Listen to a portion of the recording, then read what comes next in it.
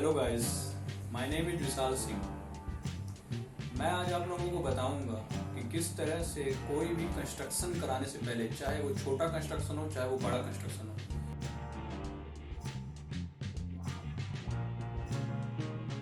सबसे पहले हमें क्या करना होता है। कोई भी कंस्ट्रक्शन कराने से पहले हमें उस कंस्ट्रक्शन में आने वाली कॉस्ट का नॉलेज होना चाहिए कि वो कंस्ट्रक्शन में कितना रुपए लगेगा।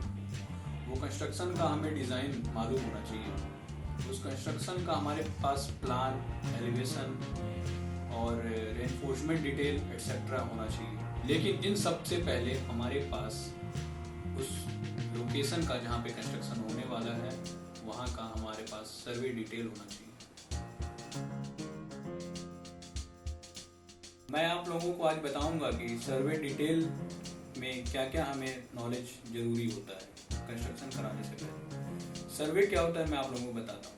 सर्वे होता है कि सर्वे एक कला है जिसमें हम रिलेटिव पोजीशंस ऑफ पॉइंट्स को जो कि ग्राउंड के ऊपर और ग्राउंड के नीचे होता है उन्हें हम ज्ञात करते हैं। जैसे कि हम सर्वे में क्या क्या करते हैं, डिस्टेंस मेजरमेंट करते हैं, डायरेक्शन मेजरमेंट करते हैं और एलिवेशन मेजरमेंट करते हैं।